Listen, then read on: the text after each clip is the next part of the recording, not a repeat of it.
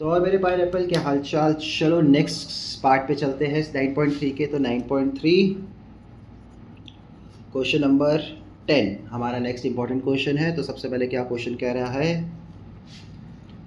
E x tan y dx plus 1 minus E x square y dy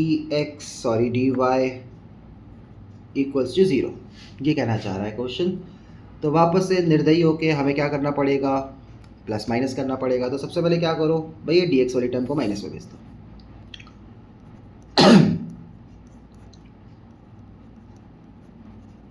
equals to minus E x tan y dx। ठीक है जी, इसको हमने minus में भेज दिया। अब क्या करेंगे, अब हम देखते हैं, इधर उधर शिफ्ट करके देखते हैं। तो ये आ जाएगा sec square y upon tan y dy equals to minus E X upon 1 minus E X, नीचे डिवाइड में आ जाएगा ये dx। अच्छा, अब देखो इसका माइनस ना, अगर इसमें से नीचे से माइनस निकाल लूँ मैं बाहर, तो माइनस से माइनस कट जाएगा, तो वो कर लेंगे। जब ज़बरदस्ती माइनस है वहाँ पे और वो चेंज हो सकता है, तो वाई नॉट। ठीक है, ऐसा कर लेंगे जी। ऐसा आ गया हमारे पास। अब इसके आगे माफ़ी, इसके आगे हमें इसका इंटीग्रेशन करना है। तो इसका इंटीग्रेशन तो हमने पिछली बार भी किया था। क्या किया था, tan y को क्या मान लेंगे, tan y को t मान लेते हैं, sec square y dy equals to dt।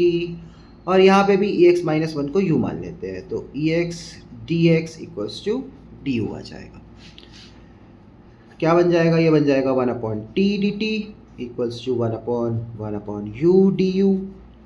अब तुम्हें याद होगा, आई नो मेरे पाइनएप्पल नहीं भूलते कुछ भी, तो उसको याद होगा कि क्या करना था। अगर ये है तो ये log t हो जाएगा, ये log u हो जाएगा, और c के साथ भी क्या आएगा, log c आएगा। Very good, I know you remember. ठीक है, और अब क्या करेंगे, अब इसको हम साथ में लिख देंगे। तो log t equals to log u into c. मैं पानी पी आया हूँ पर फिर भी खांसी आ जा रही है। t equals to you see. ठीक है, और t की वैल्यू क्या है, tan y equals to u की वैल्यू क्या है, ई एक्स माइनस 1 इंटू सी। तो ये हमारे पास फाइनल आंसर हो जाएगा। ठीक है जी, चलो next question. Next question important है, क्वेश्चन नंबर 11। तो नेक्स्ट क्वेश्चन हमारे पास, क्वेश्चन नंबर 11 क्या कह रहा है,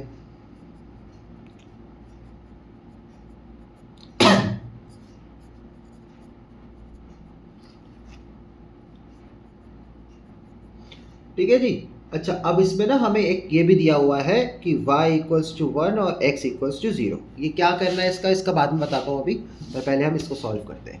ठीक है, तो वही करेंगे, dy एक तरफ और dx बेचारा एक तरफ।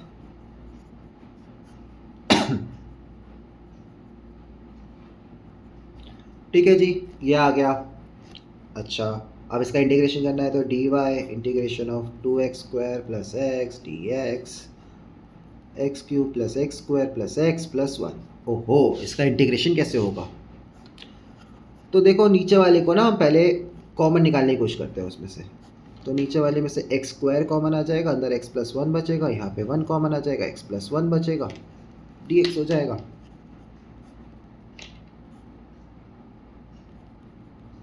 ऊपर वाले में से क्यों नहीं निकाला, क्योंकि हमें नीचे वाले में फ्रैक्शन उसमें चाहिए होता है, फैक्टर्स में चाहिए होता है। ठीक है, जो कि ये आ गया हमारे पास। ठीक है, क्या किया, कॉमन निकाली नीचे वाले से उसमें बन गया, फैक्टर्स में बन गया। अब ये है हमारे पास partial fraction. What do you known as, what is it known as, this is known as partial fraction। कौन सा पार्शियल फ्रैक्शन का, ये आई गेस थर्ड वाला है, जिसमें क्या होता है हमारे पास, जिसमें अगर हमारे पास, मैं इसको लिख के दिखाता हूँ क्या करेंगे इसमें हम। dy हो गया। अच्छा, अलग से कर लेते हैं इसको सॉल्व, ऐसा कर लेते हैं इसको सॉल्व भी अलग से कर लेते हैं। तो हमारे पास अगर ऐसा होता है, ठीक है, तो इसमें क्या करते हैं, a के नीचे x+1 करेंगे, और क्योंकि ये नॉट फैक्टराइजेबल है, मतलब इसको मैं इसका स्क्वायर हटा नहीं सकता। क्या नहीं कर सकता, इसका स्क्वायर हटा नहीं सकता। अगर यहाँ पे माइनस होता ना x² - 1, तो उसमें x+1 और x-1 लिख देता तो उसका स्क्वायर हटा सकता था, लेकिन इसका स्क्वायर नहीं हटा सकता मैं। तो ऐसे में क्या करते हैं, जो दूसरा वाला बनता है वो bx+c/x² + 1 बनता है। ठीक है, ध्यान रखना, फैक्टराइजेबल होता तो वापस से b/x-1 और c/x+1 होता, लेकिन क्योंकि ये फैक्टराइजेबल नहीं है, तो ऐसे वाले में हमारे पास जो फॉर्मूला होता है वो bx+c/x² + 1 होता। ठीक है, अब क्या करेंगे, इसको इससे मल्टीप्लाई, इसको इससे मल्टीप्लाई, और हमें a b c की वैल्यू निकालनी है।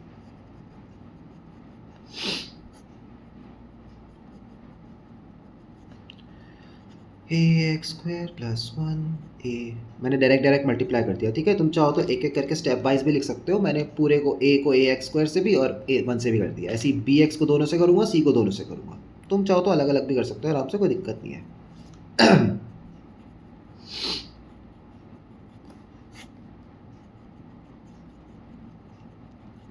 काटा काटा, क्या बना,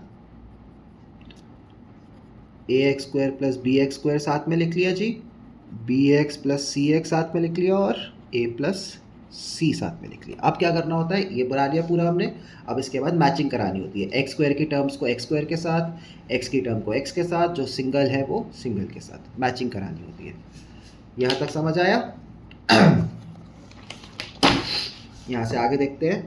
तो मेरे पास थी तीन इक्वेशन बन रही थी, ax² + bx² = ax² + bx² मेरे पास आएगा 2x², फिर bx + cx = x, और a + c = 0, क्योंकि यहाँ पे हमारे पास वहाँ पे पीछे हमारे पास कोई भी ऐसी टर्म नहीं थी, कांस्टेंट टर्म नहीं थी, 2x² और x था। तो x² को x² वाली से कराया और x वाली को x वाली से करा दिया, और यहाँ पे ये पीछे था ही नहीं, ऐसा कोई कांस्टेंट नंबर था ही नहीं पीछे। ठीक है, देख लो, यहाँ पे हमारे पास x² है और x है, कोई कांस्टेंट टर्म नहीं है। इस वजह से जब हमने इसको ऐसे लिखा, यहाँ पे थोड़ा छोटा पड़ रहा है ना, कोई बात नहीं, मैं इसको नीचे एडजस्ट कर दूंगा। तो a + c = 0 लिखा। अब इसको सॉल्व करते हैं। तो यहाँ से आ जाएगा a + b = 2 आ जाएगा। देखो x² कट गया। यहाँ पे आ जाएगा b + c = 1, और यहाँ पे आ जाएगा a + c = 0। अब क्या करो, b की वैल्यू ले लो, b = 2 - a, b = 2 - a, इसको इसमें पुट कर दो। तो 2 - a + c = 1, -a + c = 1 - 2 - 1। ठीक है, तो a - c = 1 आ जाएगा। कितना आ गया, a - c = 1। ठीक है ना, इतना तो समझ जाओगे तुम। और अब इसको एलिमिनेशन लगा दूंगा, इसको इसमें क्या लगा दूंगा, एलिमिनेशन। तो a + c = 0, a - c = 1, कटा, 2a = 1, a की वैल्यू हाफ। a की वैल्यू क्या आई, हाफ आई। b की वैल्यू में इसको पुट करके देखेंगे, b की वैल्यू 3/2 आएगी, और c की वैल्यू -हाफ आएगी। ठीक है, ए बी सी की वैल्यू आ गई हमारे पास। अब जब हमारे पास ए बी सी की वैल्यू आ गई, तो आप उसको हम उसमें पुट करेंगे अपनी इक्वेशन में। क्या इक्वेशन थी हमारे पास थी कि जो a/x+1 और प्लस bx + c/x² + 1, तो इसमें हम पुट करेंगे। तो a की वैल्यू तो 1/2 बाहर लिख दो, 1/2 का इंटीग्रेशन 1/x+1 dx, bx को भी अलग करके लिखना। 3/2 integration of x/x² + 1 - 1/2 integration of 1/x² + 1 dx। देखो मैंने क्या किया, इस वाले स्टेप को ध्यान से सोचो। a को तो लिखा अलग 1/2 इंटीग्रेशन के बाहर, integration of 1/x + 1 dx। bx को अलग लिखा, bx को अलग bx/x² + 1। तो b की वैल्यू 3/2, x की जगह x/x² + 1, और c को भी अलग करके लिखा -1/2 1/x² + 1 dx। ऐसा क्यों किया हमने, ऐसा इसलिए किया क्योंकि अब इसका इंटीग्रेशन बहुत आसान हो जाएगा। ठीक है, इसका इंटीग्रेशन आसान हो जाएगा। अब इसका नेक्स्ट पेज पे एक बार कॉपी कर लेते हैं इसको। तो हमारे पास आएगा 1/2 का integration 1/x + 1 dx plus 3/2 x/x² + 1 dx minus 1/2 1/x² + 1 dx। ये आ गया हमारे पास। देखो इसका इंटीग्रेशन तो आसान होता है, लॉग होता है 1/2 log x + 1। इसका इंटीग्रेशन में क्या करना पड़ेगा, इसके इंटीग्रेशन में x² + 1 को t मानना पड़ेगा। आ जाएगा 2x dx = dt x dx = dt/2। तो चेंज करके लिखेंगे 3/4 है ना, 2 तो पहले भी था, एक 2 और आएगा तो 4 हो गया। इंटीग्रेशन ऑफ dt/t फिर log t, तो इसका इंटीग्रेशन हो जाएगा log t। और इसका इंटीग्रेशन होता है tan इनवर्स x होता है इसका इंटीग्रेशन। ठीक है, ध्यान रखना 1/x² + 1 का इंटीग्रेशन tan इनवर्स x होता है। तो ये हो जाएगा -½ tan इनवर्स x, ये हो जाएगा ½ log x + 1। t की भी चेंज कर देंगे यहाँ पे, तो आ जाएगा final answer ½ log x + 1 plus 3/4 log x² + 1 minus ½ tan inverse x, और पूरे के इक्वल में y और यहाँ पे प्लस c। ठीक है, वो c तो मैं दिख नहीं रहा, c लिखा है मैंने प्लस c। ठीक है, y = दिस हो गया पूरा। ठीक है जी, इतना समझ आया? यहाँ तक कोई दिक्कत परेशानी हो तो बताओ। नहीं है?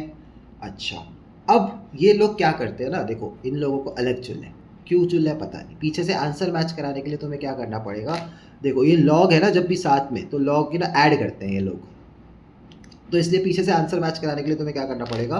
देखो बड़ा सिंपल सा काम है, पहले तो यहाँ पे इसका एलसीएम सेम कराओ। यहाँ पे 4 है, यहाँ पे 2 है, तो इंटू 2 तो ये जाएगा y = 2 log x + 1 plus 3 log x² + 1 होल/4। इसका कुछ नहीं करना, वो साइड में पड़ा है अपना, उसकी कोई दिक्कत नहीं है। ठीक है, अब एक लॉग की प्रॉपर्टी वेरी वेरी इंपॉर्टेंट, एक लॉग की प्रॉपर्टी होती है। क्या प्रॉपर्टी होती है, अगर लॉग के आगे कुछ भी मल्टीप्लाई में है तो वो उसकी पावर में चला जाता है। लॉग के आगे कुछ भी होता है तो वो उसकी पावर में चला जाता है। तो log x + 1 का स्क्वायर प्लस log x² + 1 का क्यूब, जो भी पावर में होता, जो भी आगे होता है उसकी पावर में चला जाता है, मल्टीप्लाई में होता है अगर तो, whole minus ½ tan inverse x + c।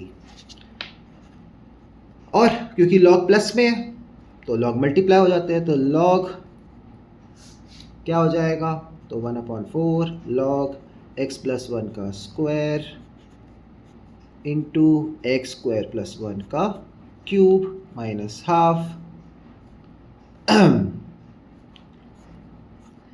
½ tan inverse x + c। ये आएगा हमारा फाइनल आंसर। और पीछे तुम देखोगे c की वैल्यू भी निकली होगी। अब जो वहाँ पे क्वेश्चन में हमारे पास शुरुआत में दे रखा था ना कि y = 1 है और x = 0 है, वो तुम्हें यहाँ पुट करना है। एक्चुअली पूरे में पुट करोगे, हर एक की y की वैल्यू 1, हर एक x की वैल्यू 0, जो भी आंसर आएगा, जो भी c का आंसर आएगा वो c की वैल्यू होगी। पुट करके दिखाता हूँ। इतना समझ आया? यहाँ तक तो कोई दिक्कत नहीं आई ना? एक बार दोबारा समझ लेते हैं। यहाँ तक दोबारा समझ लेते हैं एक बार। तो हमने क्या किया, हमारे पास ये क्वेश्चन था, बहुत बड़ा क्वेश्चन है, x³ + x² + x + 1 dy/dx 2x² + x। सबसे पहले तो इसको हमने सबको अलग अलग किया, नीचे फ्रैक्शंस बनाने की कोशिश करी तो फैक्टर्स बनाए, ये आए। हमने देखा कि यहाँ पे पार्शियल फ्रैक्शन लग जाएगा तो हमने पार्शियल फ्रैक्शन लगाया, फॉर्मूला लगाया उसका, क्रॉस मल्टीप्लाई, ये खोला, इसमें ax² + bx² + bx ऐसे पूरा बना। फिर abc की वैल्यू निकाली, फिर हमने a को bx को और c को अलग अलग करके लिखा, a को b को और cx को अलग अलग करके लिखा। फिर उसका इंटीग्रेशन किया, इंटीग्रेशन किया, फिर पूरा इंटीग्रेशन आया।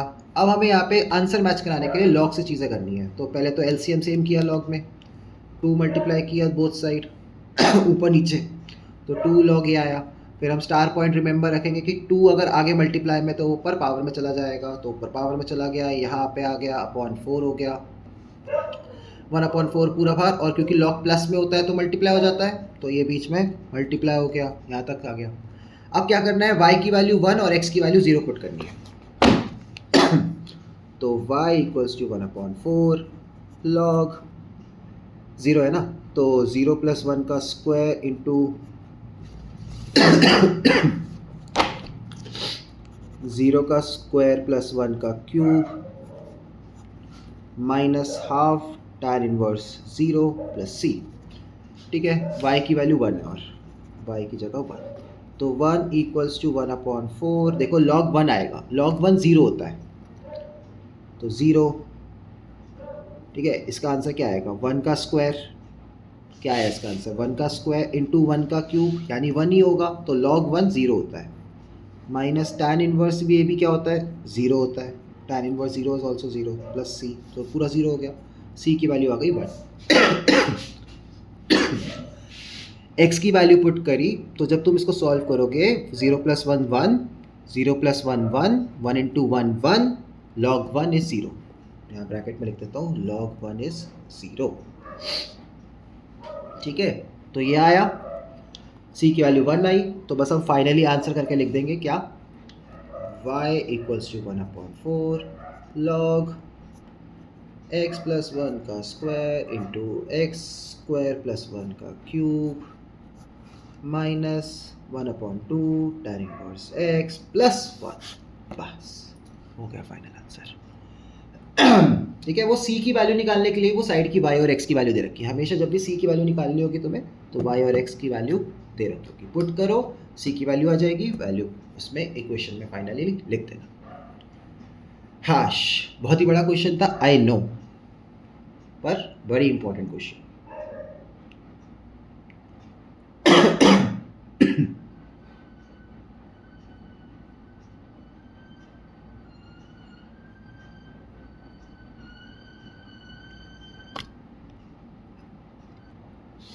चलो जी, नेक्स्ट क्वेश्चन में चलते हैं, इस वीडियो को भी ज़्यादा बड़ा नहीं करेंगे। नेक्स्ट क्वेश्चन नंबर 15 है। ठीक है, क्वेश्चन नंबर 15 थोड़ा सा इंपॉर्टेंट है, dy/dx equals to ex sin x। अब ये इंपॉर्टेंट क्यों है, क्योंकि इसमें हमेशा आप देखो, एक e का एक्सपोनेंट का कंपोनेंट है और एक sin x का कंपोनेंट है, यानी एक एक्सपोनेंट है और एक ट्रिगो है, मल्टीप्लाई में प्रोडक्ट रूल तो होता नहीं है, बाय पार्ट्स लगेगा, इस वजह से हम इसको इंपॉर्टेंट मान रहे हैं। तो बाय पार्ट्स में आई लेट ट्रिगो का वाला और EX वाला तो लास्ट होता है और ट्रिगो वाला पहला होता है, तो ये पहला है और ये दूसरा है। ठीक है, फॉर्मूला क्या होता है, first integration of second minus d/dx of first dot integration of second dx का होल का इंटीग्रेशन करते हैं इसका जरा जी। तो ये आ जाएगा हमारे पास sin x कांस्टेंट, EX का EX ही रहता है, माइनस इसका डिफ्रेंसिएशन cos x होता है, बड़ा ध्यान से देखना इसका इंटीग्रेशन, जो EX sin x का होता है बड़ा ध्यान से देखना। यहाँ पे मैं इसको i भी लिख रहा हूँ, जानबूझ के लिख रहा हूँ इसको i, क्यों लिख रहा हूँ वो भी पता चल जाएगा। sin x dot EX minus root cos x क्या आ जाएगा, EX आ जाएगा। ये देखो, ये प्रॉब्लम है इसमें कि वापस से इसमें बाय पार्ट्स लग जाता है। जब इसको हम एक बार खोलते हैं, ठीक है, EX sin x का किया, sin x को कांस्टेंट रखा, EX का किया 2, वापस EX आया, फिर इसका डिफ्रेंसिएशन किया cos x आया, उसका इंटीग्रेशन किया EX आया, दोनों का मल्टीप्लाई करेंगे तो वापस से प्रोडक्ट वाला प्रॉब्लम हो गई ना। यहाँ पे एक बार फिर से बाय पार्ट्स लगानी पड़ेगी, ये प्रॉब्लम है इस क्वेश्चन में। ठीक है, तो वापस से एक बार जब बाय पार्ट्स लगाएंगे, माइनस लिख देते हैं बाहर और एक पूरे ब्रैकेट के बाहर, तो वापस से cos x कांस्टेंट, EX का EX भाई, क्योंकि ये सेकंड हो जाएगा और ये फर्स्ट हो जाएगा, माइनस अब cos x का डिफ्रेंसिएशन माइनस sin x होता है, याद हो तो मैंने बताया था, और EX। ठीक है, ये बना। अब तुम ध्यान से देखो, मैं अगले पेज पे इसके बाद ही जाऊंगा, अगर तुम ध्यान से देखोगे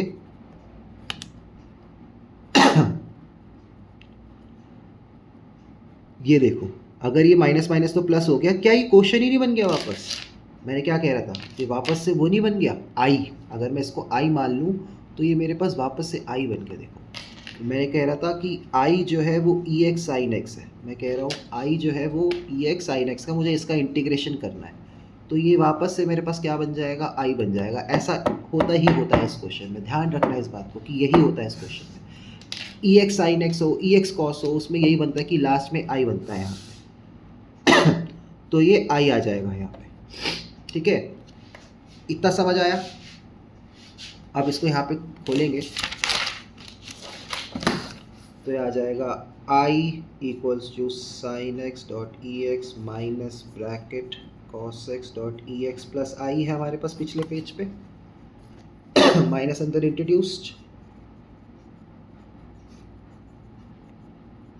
माइनस आई, ये तो चला जाएगा प्लस में, तो 2i equals to sine X E x minus cos X E X, E X को कॉमन निकालेंगे, sine x minus cos X, 2 नीचे भेज देंगे, तो मेरे पास फाइनली जो इंटीग्रेशन हुआ उस पूरे ई एक्स कॉस एक्स का वो ये होता है, ठीक है। बाय पार्ट्स लगा के यही इंपॉर्टेंट पॉइंट होता है कि हमेशा जब भी हम इसमें ऐसे किसी क्वेश्चन में बाय पार्ट्स लगाते हैं तो ई x sine X E x cos x में बाय पार्ट्स लगाते हैं तो हमारे पास यहाँ पे पीछे एक आई बचेगा, वापस से क्वेश्चन बन जाता है, और एक आई बचना चाहिए जो कि नेगेटिव में होना चाहिए, ताकि उधर जब वो जाए तो 2i ऐसा कुछ बन जाए, या तो नेगेटिव में होना चाहिए या ऐसा होना चाहिए कि उधर जाके ज़ीरो ना कर दे, बस ये ध्यान रखो, ठीक है। नहीं समझ आएगा तो मुझे कमेंट कर देना, तो मैं दोबारा धीरे धीरे भी समझा दूँगा इस क्वेश्चन को बाय पार्ट, ठीक। आगे बढ़ा, इसको भेज दिया, ये बना, ये हमारे पास पूरा इंटीग्रेशन हो गया, और इस साइड हमारे पास क्या था, डी वाई था, तो वाई का इंटीग्रेशन वाई होता है, तो y equals to E x by 2 sine x minus cos x plus c. अब हमें वो इक्वेशन में कह रहा है, हमें क्या कहना चाह रहा है क्वेश्चन में, कि जो वो पॉइंट है ना वो 0,0 से पास होता है, इट पासिस थ्रू 0,0, यानी x और y दोनों ही 0 है, ठीक है। तो 0 इक्वल्स टू ई की power 0 by 2 sine 0 minus cos 0 plus c, इसका तो कोई मतलब है नहीं, मतलब यहाँ पे 2c कर देंगे, तो 0 इक्वल्स टू ई की पावर 0 इज़ 1, चलो पहले ऐसे लिख देते हैं, sine 0 is 0 cos 0 is 1 plus 2c, E की पावर 0 क्या होता है, 1 होता है, तो 0 equals to 1 bracket minus 1 plus 2c, ये आ जाएगा 0 equals to minus 1 plus 2c, c equals to half आ जाएगा, कितना है जी, c इक्वल्स टू हाफ। तो बस ये वाली जो इक्वेशन है इसमें c की वैल्यू हाफ लिख देंगे और कुछ नहीं करना, हो गया हमारा क्वेश्चन डन, ठीक है। तो y equals to E x by 2 bracket sine x minus cos x plus half. हो सकता है कि यहाँ पे क्या किया हो, इस जो 2 कॉमन है, तो 2 कॉमन है तो 2 उधर मल्टीप्लाई कर दिया हो y के साथ, और इस 1 को उधर ले जाएंगे माइनस में, तो 2y minus 1 equals to E x sine x minus cos x आ जाएगा, ठीक है। हद से हद यही किया होगा, पर क्वेश्चन यहाँ पे डन हो। आई होप आपको ये समझ आया हो, क्वेश्चन नहीं आया हो तो मुझे कमेंट बता देना, दोबारा से पूरा क्वेश्चन समझा देंगे धीरे धीरे, ठीक है। इसके बाद अब जितने भी क्वेश्चन हो सब में ना इक्वेशन बनानी है। अब आई गैस तुम डिफरेंशिएशन और इंटीग्रेशन तो कर ही लोगे, उसका वेरिएबल सेपरेबल तो कर ही लोगे।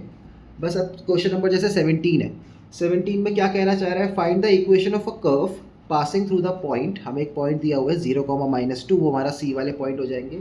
Given that at any point on the curve the product of the slope, ध्यान से, the product of the slope, यानी स्लोप क्या होती है, slope dy by D x होता है, स्लोप क्या होती है dy by D x, product किसके साथ, the product of the slope of its tangent and y coordinate, the product of the slope, slope ये है, into the y component is equal to the x component, ये कहना चाह रहा है बस वो क्वेश्चन। क्या कहना चाह रहा है कि y dy by D X equals to x है जी, ठीक है। और इसका इंटीग्रेशन तो देखो सिंपल है, ये बस इतना तुम्हें समझ आ जाए, क्वेश्चन पढ़ने का तरीका समझ आ जाए कि क्या कहना चाह रहा है। स्लोप ऑफ द टेंजेंट का मतलब dy बाई डी एक्स होता है, मल्टीप्लाई करना है y के साथ, इसका मतलब इक्वल किसका, x के साथ। अब देखो क्वेश्चन बन गया, इसका इंटीग्रेशन कर दोगे तुम, Y square equals to X square plus C, sorry 2 भी आ जाएगा, ठीक है। और सी की वैल्यू निकालनी है। क्या पॉइंट्स दे रखा था, पॉइंट देखा था मैं, पॉइंट जो गिवन पॉइंट था वो हमारे पास था 0, -2, तो हमारे पास आ जाएगा -2 का स्क्वायर अपॉन 2 इक्वल्स टू 0 का अपॉन 2 का square plus C, that be 4/2 कटा कटा 2 सी की वैल्यू हो गई 2। तो हमारे पास जो क्वेश्चन बन जाएगा वो कितना हो जाएगा y² upon 2 plus X square, sorry equals to x² upon 2 plus 2। LCM ले लो, y² equals to x² plus 4, final equation, ठीक है। 17 डन। तो अब इसके बाद वाले ना ऐसे इक्वेशन बनाने वाले हैं, तुम्हें इक्वेशन पढ़ना आना चाहिए, तभी इससे इक्वेशन पढ़ोगे कोई दिक्कत नहीं आएगी। जैसे एक और पढ़ के दिखाता हूँ तुम्हें, क्वेश्चन नंबर 19 के पढ़ के दिखाता हूँ। क्वेश्चन नंबर 19 में देखोगे तो volume of a spherical balloon, एक स्पेरिकल बैलून है, उसकी वॉल्यूम क्या होती है 4/3 पाई आर क्यूब होती है जी। स्पेरिकल बैलून की volume 4/3 pi are cube. Changes at a constant rate, क्या कह रहा है, एक फिक्स रेट पे, रेट मतलब टाइम होता है, यानी dv/dt बोला उसने कांस्टेंट है, changes at a constant rate यानी dv/dt कांस्टेंट बोल दिया उसने, ठीक है। और फिर बाद में दे रखा है if initially its radius is 3, if r equals to 3 बोल दिया, and after 3 seconds initially t0 पे, इनिशियली मतलब t0 पे r3 है, आफ्टर 3 सेकेंड्स t3 पे इट इज 6 यूनिट्स, r की वैल्यू 6 दे रही थी। Find the radius of the balloon after t seconds, तो हमसे पूछ रहा है कि t में बताओ कितने रेडियस होगा, ठीक है, ये पूछना चाह रहा है। क्या क्या दिया उसने ये जानने की इंपॉर्टेंट है। उसने बोला एक वॉल्यूम ऑफ स्पेयर होगा 4/3 पाई आर क्यूब, ठीक है, जिसका रेट ऑफ चेंज बराबर है के, रेट ऑफ चेंज किसके बराबर है के, कांस्टेंट है, मतलब कोई एक rate of change of volume is constant. क्या बोला, 0 पे वो 3 सेंटीमीटर या 3 यूनिट का होता है, 3 सेकंड में वो 6 यूनिट का होता है, और टी सेकंड्स में मतलब कितने सेकंड्स में, टी सेकंड्स में, हमें नहीं पता कितने सेकंड, कोई भी टी सेकंड्स 10 15 20 कुछ भी हो सकता है, उसमें क्या होगा ये पूछना चाह रहा है। तो सबसे पहले तो यहाँ पे देखो इसको डिफ्रेंशिएट करना पड़ेगा, d/dt of 4/3 pi are cube लिख लेते हैं इक्वल्स टू के, डिफ्रेंशिएट करूँगा क्या आएगा 4/3 पाई, r का क्या हो जाएगा, r का हो जाएगा into 3r² equals to 0, sorry equals to k, constant बोला हुआ ना, dv/dt equals to k not dt, तो इक्वल्स टू के हो जाएगा, कटेगा कटेगा तो मेरे पास आ जाएगा 4πr² इक्वल्स टू के आ जाएगा, कितना आ जाएगा 4πr² इक्वल्स टू के। लेकिन एक गलती वापस, मैंने यहाँ पे r का डिफ्रेंशिएट किया लेकिन पीछे dr/dt तो लिखा ही नहीं, तो इसलिए ये गलती नहीं करनी है। मैं बार बार तुम्हें समझा रहा हूँ कि तुम कभी किसी चीज़ का डिफ्रेंशिएट करते हो, जैसे r का डिफ्रेंशिएट किया t के टर्म्स में तो dr/dt पीछे आएगा, y का डिफ्रेंशिएट किया था x के टर्म में तो dy/dx पीछे आएगा, ध्यान देना इस चीज़ को, ये गलती होती है, ठीक है। ये आया तो मेरे पास क्या बना, मेरे पास बना 4πr² dr इक्वल्स टू के dt, क्या बना 4πr² dr इक्वल्स टू के dt। अब अगर इसका मैं इंटीग्रेशन करूँगा तो मेरे पास क्या बन जाएगा 4/3 pi are cube by 3 equals to k t plus c, क्या बन जाएगा, ये इसका इंटीग्रेशन बन जाएगा।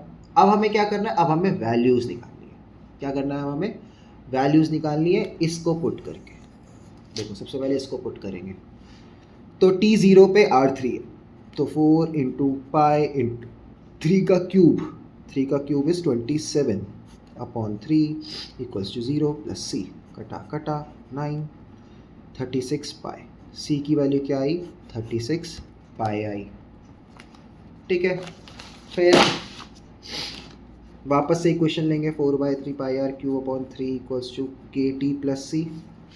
अब हमें दिया हुआ था, सेकंड ऑप्शन दिया हुआ था कि t3 पे r 6 है तो वो पुट करेंगे, और c की वैल्यू हमने पिछले में निकाल ली थी, तो 4 पाई r का cube into 6 upon 3 equals to k into 3 plus 36 pi, क्योंकि c की वैल्यू हमने पीछे निकाली थी, काटा काटा 2 8 36 into 8 36 into 8 pi equals to 3k plus 36 पाई।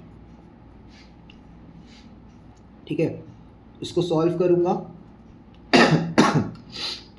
इसको तो ले जाऊँगा 36 इंटू 8 कर लेते हैं, कितना होता है 288 होता है। 3k ये आ जाएगा k इक्वल्स टू 84 पाई आ जाएगा। क्या आ जाएगा k इक्वल्स टू 84 पाई। अब फाइनली वापस से इक्वेशन लेंगे 4/3 pi are cube by 3 equals to k t plus c. ठीक है, तो अब इसमें k और c की वैल्यू पुट कर देंगे 84 पाई t प्लस 36 पाई। पाई से पाई कट जाएगा तो 4r cube by 3 equals to 84t plus 36। 4 की टेबल से भी कट जाएगा ये, तो r cube by 3 equals to 21t plus 9। 3 ऊपर चला जाएगा, r cube equals to r cube equals to 63t plus 27। ये बन गया हमारा t के टर्म्स में r की इक्वेशन। समझे?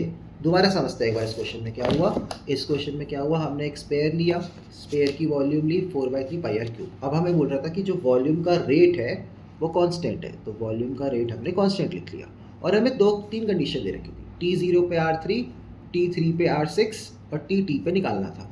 ठीक है, वॉल्यूम पुट करा इक्वल्स टू के, डिफ्रेंशिएट किया।